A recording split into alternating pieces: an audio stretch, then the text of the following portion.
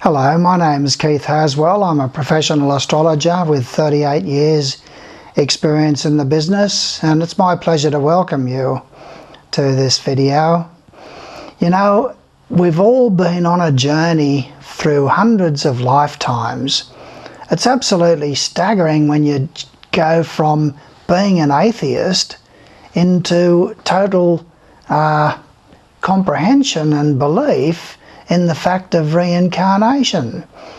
It is an incredible journey in one lifetime, and that's what I've been through, because up until the age of 31, which was 38 years ago, I had no belief in astrology, no belief in reincarnation, no belief in God. I couldn't follow the teachings that were given by the religions of the world, which taught about a punishing God and an unforgiving God and going to hell for eternity and all of this sort of thing. I thought that doesn't make sense, because if you've only got the one life and you only live for 6 months, where do you go? Do you go to heaven? If you go to heaven, it's not fair for somebody who's fought through heaps of battles within themselves and outside of themselves in order to be able to test their character and their principles and values to determine whether or not they get an armchair ride into heaven as well, or whether or not through a few errors in life that they're going to go to hell for eternity. So it didn't make sense to me, and I just followed the scientific line of thinking. And then at the age of 31, my wife dumped a book in my lap on astrology, and I read up on the sign Scorpio, my sign, and I thought, yeah, I can see some degree of accuracy in that and validity in that. And I thought, well, if there's any truth in this, it's worthy of investigation, because it changes the whole scheme of things. It means that the planets are not just blobs of matter, as science portrays, but they are living forces. They're like the hands of some cosmic clock, and that puts intelligence and organisation and planning behind the whole scheme of things. So I thought, yeah, I've got to research and investigate this and find out whether or not it is valid. So I taught myself how to do astrology and did my own chart and researched what the textbooks said about myself, and I could see a terrific amount of correlation there between the inner strengths and the weaknesses inside of myself. And then I looked into the progressions from the past, the timing of events from the past, major events, and I could see that I had the death of my father when that was supposed to happen, the death of a brother when that was supposed to happen. I had changes in residence, formation of relationships, got married, had a child. All these things happened, accidents, injuries, bouts in hospital, even where I had scars on the body. There were so many things there that I could correlate to the science of astrology. And so I thought, wow, am I only reading into this what I want to read into it? Or is it valid in the lives of other people? So I did 100 horoscopes for people free of charge in my office, and everyone I told them about themselves, they said, yeah, that's a good degree of accuracy there. And so I had proven that it was not only valid in my own life, but valid in the lives of others. And so, to cut a long story short, that set me off on a journey which has taken the last 38 years. And in 1 year, in 1975, in 1 year I read 9,000 pages. Look, it's just such deep stuff. But when I started reading that, I just thought, wow, this is like as if I've found home here. And it was absolutely fantastic. So I just have been on a journey since then to unfold my consciousness further through other material. There's other beautiful material out there for humanity which is written. There's so much there to learn. There's things that you don't know about God and Goddess, the knowing of which will change everything. So I don't expect that you're going to be able to wade through all of these books and have the motivation to be able to read 9,000 pages of... I don't expect you to do that. What I want to answer here is a call from you perhaps to say, is there somebody out there who can give me a précis of their findings from their research and investigation in terms that I can understand and relate to? And so this is what I want to speak to you about on this video, so that you can replay this video over and over again and get some idea of where you're heading spiritually, and to get that motivation to be able to go on with handling the complexities of your own being. We're all very, very complex beings.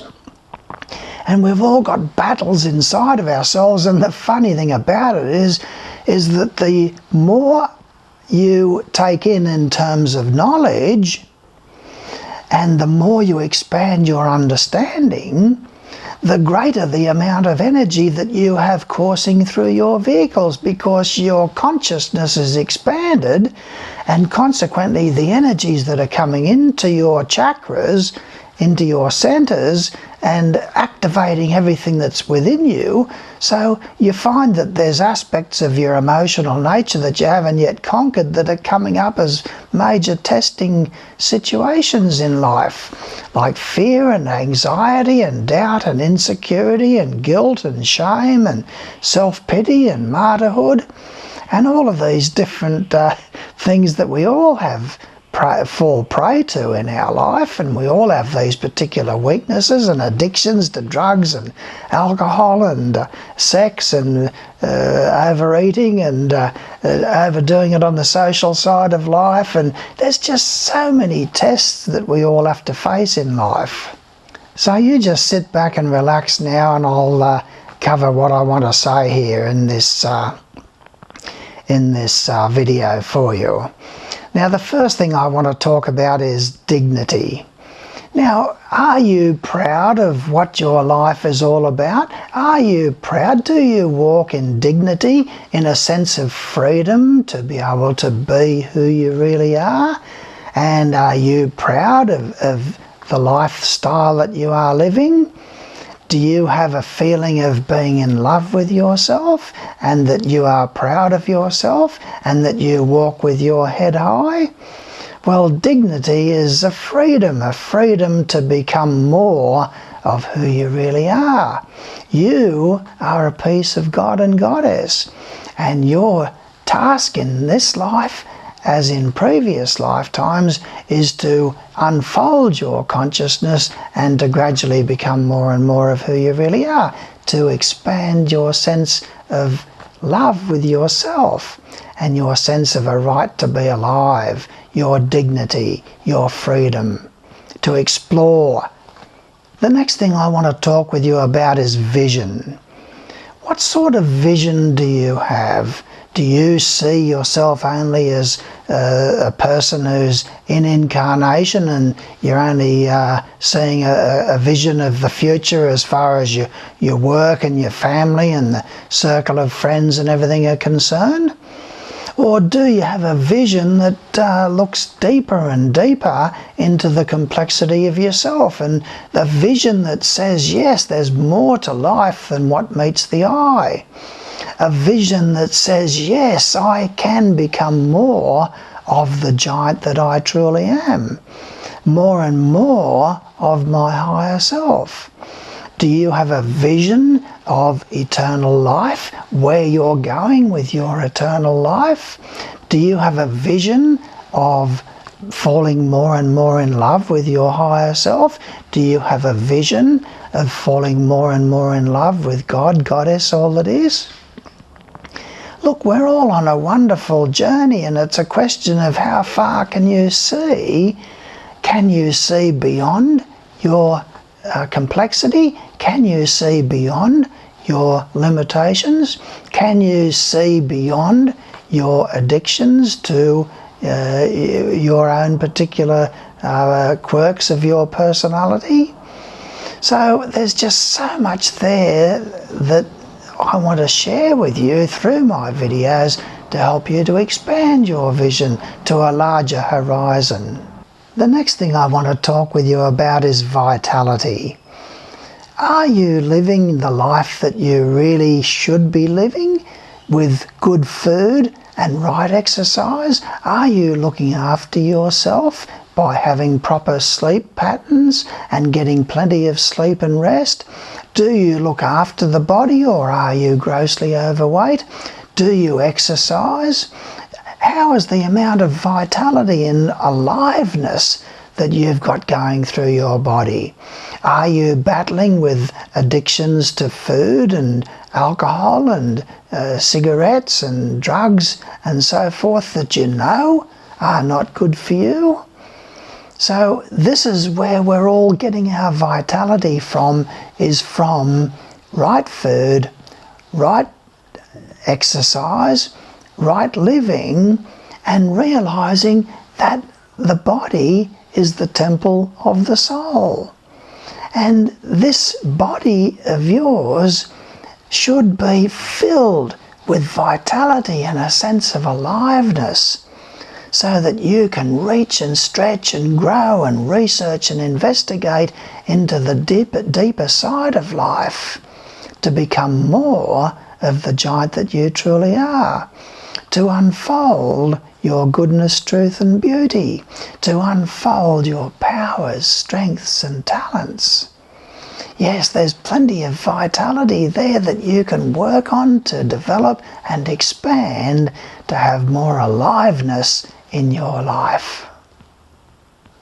And the spiritual path, I suggest, is certainly the way to do this, to learn the art of meditation, the science of meditation, and to get yourself into a ritual and a routine of daily meditation. 15 minutes to start off with. I've got one of my videos is called The Science of Meditation, and I teach you the basics of meditation in the first 6 months or so of your unfoldment. And get yourself into a habit pattern of daily meditation. Start reflecting and thinking upon who you really are, and what is good for you and what is not good for you, what gives you greater vitality and strength. The next thing that I want to talk with you about is character. We all have certain principles and values that we live by. And these principles are things like courage. Courage is the willingness to act. Courage is the ability and the willingness to act. Courage is to be prepared to be wrong in the pursuit of what's right. Courage is the refusal to live a life that does not reflect your truth, your goodness, your beauty. We've all made mistakes in life. We can rise above these aspects of ourselves which is not really ourselves. Honesty. Are you only honest when it suits you? Integrity. Are you reliable?